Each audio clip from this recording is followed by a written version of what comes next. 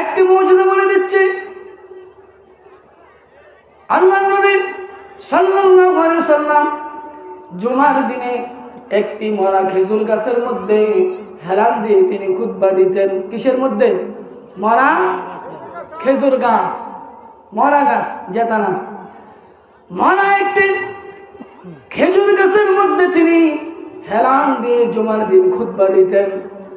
একদিন একজন নারী সাহাবী এসে বলল, ইয়া রাসূলুল্লাহ, ইয়া হাবিবাল্লাহ, নবী গো, আপনি যদি আমাকে অনুমতি দেন, আমার বাড়িতে কাঠ মিস্ত্রি আছে, আমি আপনার জন্য সুন্দর করে একটা মিম্বার বানায় আসবো।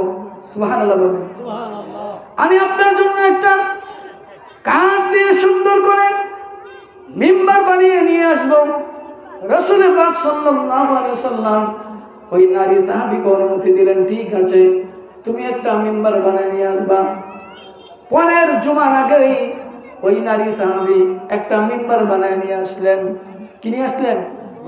মিম্বার। মিম্বার চিনেন না? জুমার দিনে আমরা যেখানে খুতবা দিই এটাকেই মিম্বার। কাঠ দিয়ে সুন্দর করে একটি মিম্বার বানিয়ে নিয়ে আসলেন। আমার নবীজি ওই নতুন মিম্বারের মধ্যে যখন খুতবা দিতে উঠলেন, সঙ্গে সঙ্গে কোথ থেকে যেন আওয়াজ আসে, কে যেন ছোট শিশু বাচ্চার মতো কান্না করতেছে। বলেন সুবহানাল্লাহ। শিশু বাচ্চার মতো ওই মারা খেজুর গাছ কান্না করে। সাহাবীরা এদিকে তাকায় ওদিকে তাকায়, কোথায় থেকে কান্নার আওয়াজ আসে, কে কান্না করে? কাউকে তো দেখতে পাই না। ইয়া রাসূলুল্লাহ, কে কান্না করে গো নবীজি?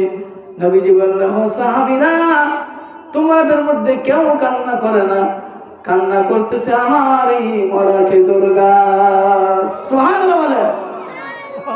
আমার মরা খেজুর গাছ কান্না করে। খেজুর গাছের মনের মধ্যে কষ্ট।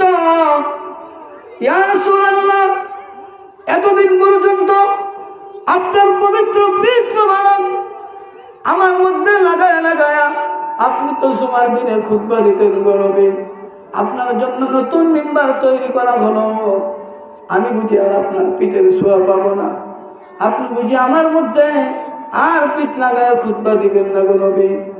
আমার এই কষ্ট আমি কাকে বলবো?